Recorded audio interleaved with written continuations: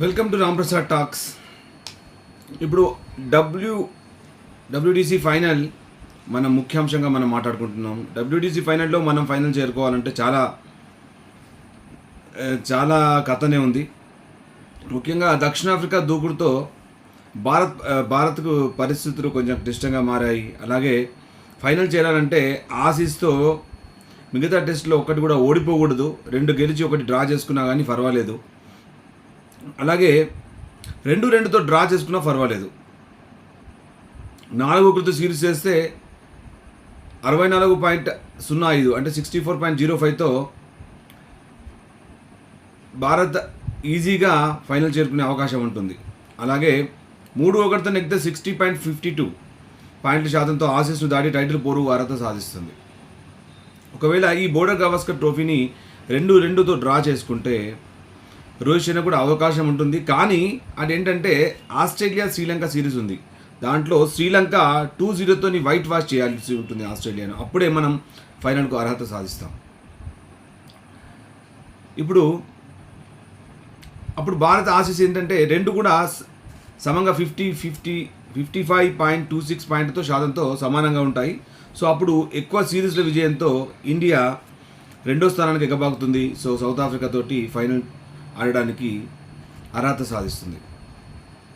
So వరుసగా 3వసారి test ఛాంపియన్షిప్కి అర్హత సాధించాలంటే చాలా క్లిష్టంగా మారింది. న్యూజిలాండ్ సిరీస్ ఓడిపోవడంతో ఆస్ట్రేలియాతోని మొదటి మ్యాచ్ గెలిచి పేరుతో 295 పరుగుల తేడాతో గెలిచి మరి మరొక మ్యాచ్ గెలుద్దామనే ఆశలో, అలాగే గిల్, రోహిత్ శర్మ రాక సో జట్టు సమతూకంగా ఉంది అనుకున్నంతలోనే బొక్కి బోర్లా పడ్డాం.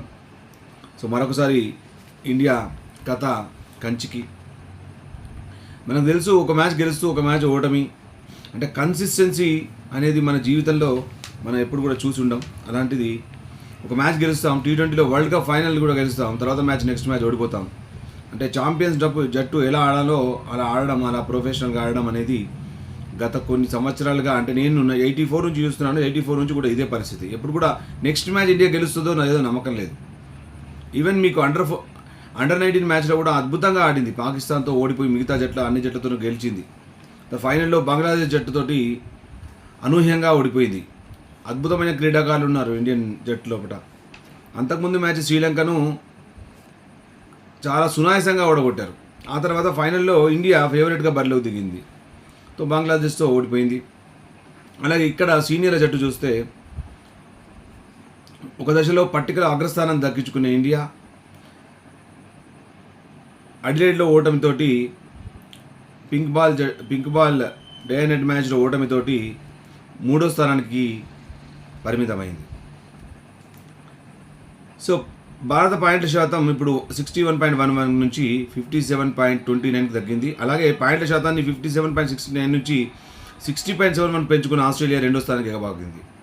తాజాగా శ్రీలంకపై ఘన విజయం సాధించిన దక్షిణాఫ్రికా 63.33 పాయింట్లతో నెంబర్ 1 ర్యాంకును సొంతం చేసుకుంది. టాప్ 2లో నిలిచే జట్టు డబ్ల్యూడిసి గత కోసం ఫైనల్లో తలపడతాయి. అంటే సౌత్ ఆఫ్రికా స్థానం అనేది మారదు. సౌత్ ఆఫ్రికా నెంబర్ 1లోనే ఉంటుంది. బట్ నెంబర్ 2 స్థానం కోసం ఆస్ట్రేలియా, ఇండియా జట్టు పోటీ పడతాయి.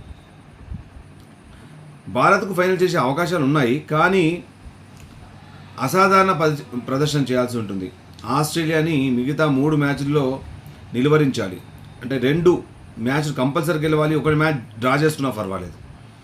సో ఎందుకంటే ఇలా జరగని పక్షం లోపల మరి శ్రీలంక, ఆస్ట్రేలియా మధ్య జరిగే సిరీస్లో మరి దాన్ని బట్టి ఇండియా విజయ అవకాశాలు ఉంటాయి. అంటే వాటి మీద ఆధారపడాల్సి ఉంటుంది. సో మనం కూడా ఇప్పుడు ఈ 3 మ్యాచ్ చాలా కీలకం. ఇంకోటి, ఫైనల్కి పోవడం ఒక ఎత్తు, ఫైనల్లో గెలవడం కూడా ఒక ఎత్తు. ఫైనల్ పోవడమే కాదు, ఇప్పుడు ఫైనల్లో గెలవాల్సిన పరిస్థితి ఉంటుంది. ఎందుకంటే లాస్ట్ 2 డబ్ల్యూడిసి ఫైనల్స్ చేరుకున్నాం. 2 కూడా, ఒకటి న్యూజిలాండ్, ఒకటి ఆస్ట్రేలియా చేతితో చిత్తుగా ఓడిపోయినాం మనం. సో ఫైనల్లో కూడా మన హిస్టరీ చాలా భయంకరంగా ఉంది. సో ఫైనల్లో గెలవాలంటే అద్భుతంగా రాణించాల్సి ఉంటుంది. అటు బౌలర్లు, అటు బ్యాటర్లు, అలాగే ఆల్రౌండర్లు అందరూ కూడా సమంగా రాణించాల్సి ఉంటుంది. అప్పుడే మాత్రం డబ్ల్యూడిసి ఫైనల్ మనం చేరుకున్న తర్వాత మరి సౌత్ ఆఫ్రికా జట్టు అంతా ఈజీ కాదు. అటు లార్డ్స్లో జరుగుతుంది ఈ ఫైనల్. అక్కడ స్వింగ్ ఎక్కువగా ఉంటుంది. సౌత్ ఆఫ్రికా అద్భుతమైన బౌలర్ల జట్టు. రబడా ఉంటాడు, అలాగే ఎన్సన్, ఎంగిడి, అలాగే మంచి బౌలర్స్ ఉన్నారు, చాలా చక్కని బౌలర్ ఉన్నారు. వాళ్ళందరూ కూడా మరి ఎదుర్కొని ఆడాలంటే చాలా కష్టాన్ని క్లిష్టతరమే. సో పరిస్థితి అనుకూలిస్తే ఇండియా జట్టు గెలవడం అంత గొప్ప విషయం ఏం కాదు, గెలవచ్చు. బట్ ఏంటంటే ముఖ్యంగా ఫస్ట్ ఫైనల్ చేరుకోవాలి. ముఖ్యంగా ఫైనల్ చేరుకున్న తర్వాత ఇప్పుడు వాటి గురించి మనం మాట్లాడుకోవచ్చు. ముఖ్యంగా ఫైనల్ చేయాలంటే మాత్రం ఇప్పుడు శ్రీలంక ఆస్ట్రేలియా జట్ల మధ్య, అలాగే ఇండియా ఆడబోయే 3 టెస్ట్ మ్యాచ్లు ఆస్ట్రేలియా జరగబోతున్న ఈ 3 టెస్ట్ మ్యాచ్లు చాలా కీలకం. 3 టెస్ట్ మ్యాచ్లో 2 విజయాలైతే కంపల్సరీ సాధించాలి. ఒకటి డ్రా అయితే డైరెక్ట్గా ఇండియా ఫైనల్ చేరుకుంటుంది.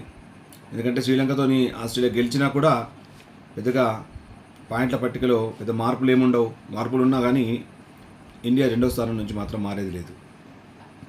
సో ఇప్పుడు WTC ఫైనల్ గురించి మనం మాట్లాడుకున్నాం. అలాగే షమి జట్లో చేరతాడా లేదా అనేది మీమాంస కొనసాగుతుంది. అతను ఫిట్ ఉన్నాడా, అతను మోకాల్లో గాయమని అటు రోహిత్ శర్మ విలేకరుల సమావేశంలో చెప్పడం, అలాగే దాని గురించి గందరగోళం పరిస్థితులు ఉన్నాయి. సో BCCI దాన్ని క్లియర్ చేయాల్సి ఉంటుంది. సో 3వ టెస్ట్ లోపల మరి ఆస్ట్రేలియాకి పయనం అవుతాడా, మరి 4వ టెస్ట్లోనైనా కనీసం షమి జట్లో చేరుకుంటాడా? ఎందుకంటే సీనియర్ బౌలర్ అయిన షమి చాలా వేగంగా, చాలా ఎక్సలెంట్ బౌలింగ్ ఉంటుంది. లైన్ అండ్ లెంత్తో బౌలింగ్ చేస్తుంటాడు. టెస్ట్ మ్యాచ్లో అతను బౌలింగ్ గురి తప్పకుండా ఉంటుంది. చాలా అద్భుతమైన బౌలర్ అతను లైన్ అండ్ లెంత్ కూడా అద్భుతంగా ఉంటుంది. బట్ అతను ఫిట్గా ఉంటే మాత్రం ఆస్ట్రేలియాకి మాత్రం గడ్డు పరిస్థితి ఎదుర్కోవాల్సిన పరిస్థితి ఉంటుంది. So all the best Shami, మరొకసారి నీ పునరాగమనం కోసం మేమందరం కూడా వేచి చూస్తున్నాం. అలాగే ఈ WTC ఛాంపియన్షిప్ ఎవరు గెలుస్తారనేది కూడా చాలా కీలకాంశంగా మారిపోయింది. సో అటు ప్రతి మ్యాచ్ కూడా చాలా కీలకం ఇండియాకి, అలాగే ఆస్ట్రేలియాకి, అలాగే శ్రీలంకకి.